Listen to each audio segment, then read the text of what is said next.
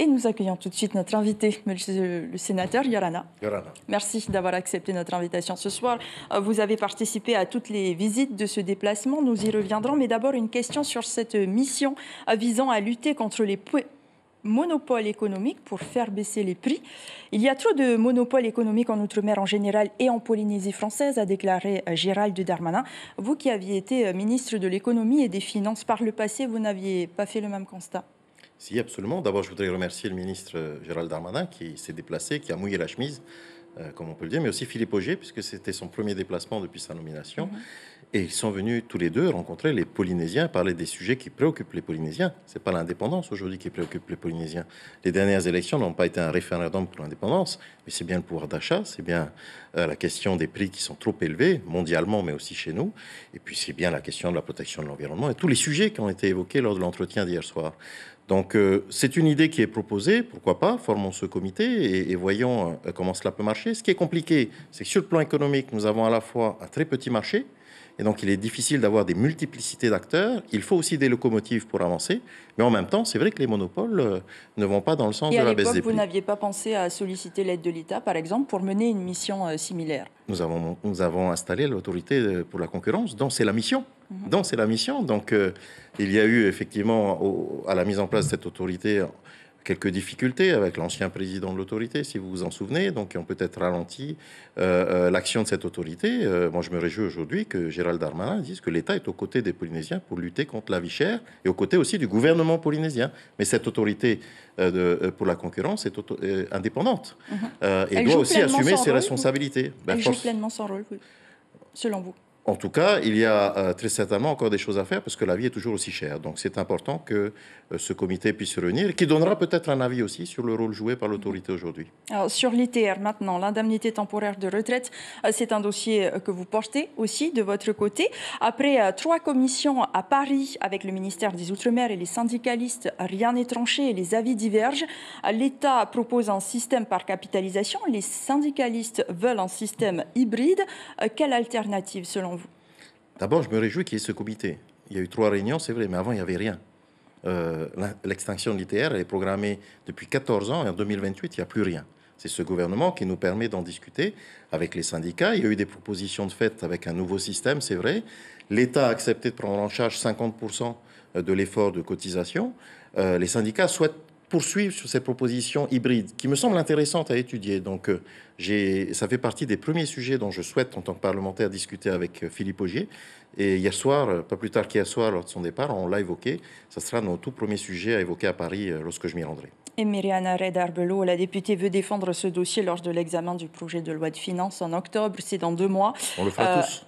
Est-ce que le délai est suffisant, en sachant que le ministre délégué aux Outre-mer, justement, vient de prendre ses fonctions?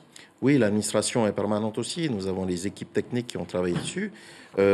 C'est un challenge, mais il faut le relever de pouvoir bosser dès le prochain budget 2024. Pourquoi? Parce que l'ITR s'éteint tous les ans un peu plus. Donc plus on attend, plus il va s'éteindre. Donc nous relèverons ce défi. J'espère que nous aurons une bonne collaboration, comme ça semble être avec l'Assemblée nationale, pour qu'on soit tous unis pour les Polynésiens avant tout. Merci pour ces premières réponses. Nous allons revenir avec vous juste après.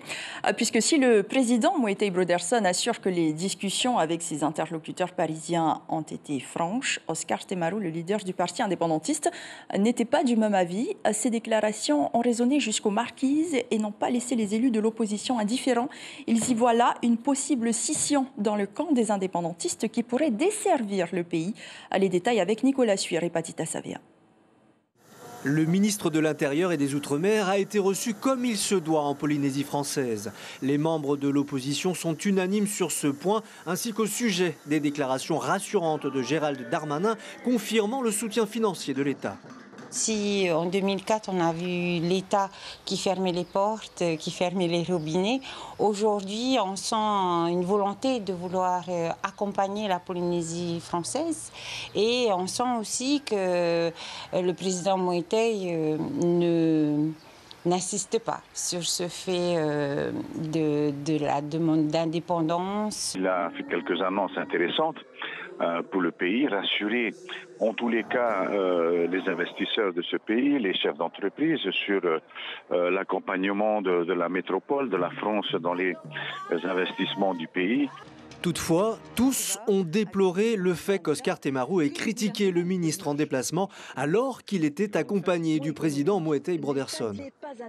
Oscar Temaru n'est pas d'accord avec le comportement des responsables, des deux présidents du gouvernement et de l'Assemblée sur leur comportement ami avec la France, et ce n'est pas du tout ce qu'il attend d'eux.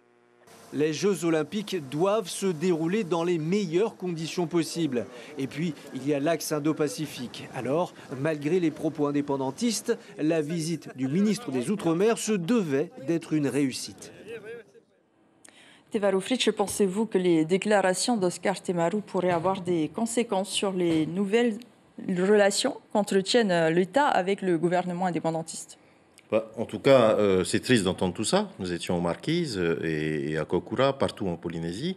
Moi, je n'ai pas entendu parler d'indépendance, j'ai entendu parler de développement économique, de décentralisation aussi, non pas de sécession avec Tahiti, comme j'ai pu l'entendre, mais la volonté des élus marquisiens de pouvoir prendre en charge leur quotidien un peu plus.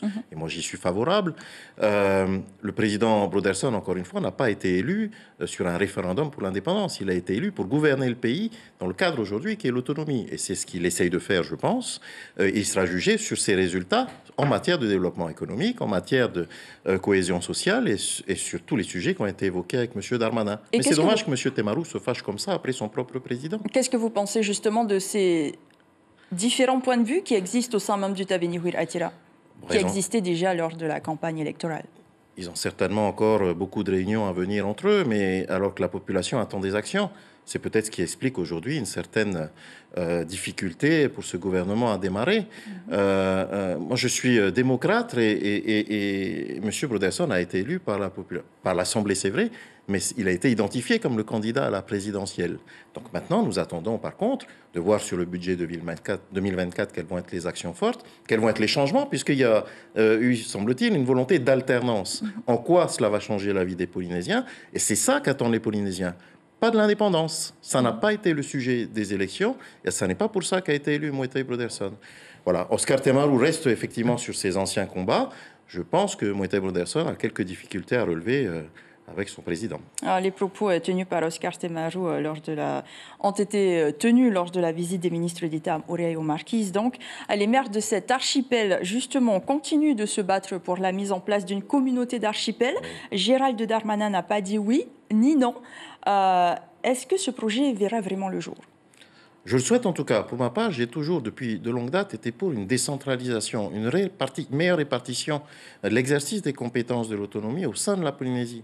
On a mis 3h30 pour aller aux Marquises. C'est très loin. On ne peut pas décider depuis Tahiti de changer les lampadaires sur le quai, de pouvoir donner telle ou telle aide à une couturière, à un porteur de projet agricole ou de pêche. Je crois qu'il est important de mieux répartir l'exercice des compétences. Ça ne veut pas dire se séparer de la Polynésie. C'est le sens de la décentralisation. On ne peut pas faire aux Marquisiens ce qu'on reprochait à Paris à une époque de nous faire. Mais cette demande date quand même depuis des années. Qu'est-ce qui tarde à la mettre en place, à la mettre en œuvre? Une décision politique. En tout cas, moi j'ai réaffirmé, je le réaffirme avec vous, qu'en tant que sénateur, je suis prêt à porter ce projet, ce débat au Parlement, en respectant nos institutions de la Polynésie. Mais je crois que c'est important qu'on ait ce débat. Et encore une fois, cette demande, elle me semble légitime. Il ne s'agit pas de faire un gouvernement bis aux Marquises. Il s'agit de confier à une assemblée élue par les Marquisiens un peu plus de compétences qu'aujourd'hui. Et ça permettra peut-être à d'autres archipels de suivre le pas ensuite. Pourquoi pas? Ayant confiance aussi en Otavana et Nohakaiki. Très rapidement, pour terminer, sur un point de vue politique, votre mandat s'achève donc en 2026. Oui. Vous comptez vous présenter au communal ou comment envisagez-vous la suite? Nous verrons. En tout cas, je suis à fond, entièrement à disposition des Polynésiens, à disposition de nos Tavana, de nos Nohakaiki, mais de toute la Polynésie, pour défendre nos projets jusque-là, à disposition aussi du gouvernement actuel, s'il souhaite avoir le concours dans le cadre du développement économique et dans le cadre de l'intérêt des Polynésiens avant tout. Et puis après, on verra bien. Je suis un démocrate, encore une fois, mais j'exercerai jusqu'au bout ces fonctions de sénateur avec enthousiasme et puis dignité. Merci beaucoup. Merci en tout cas de m'avoir invité. D'avoir répondu à nos questions ce soir. L'information en continu sur Polynésie la première, Internet et réseaux sociaux.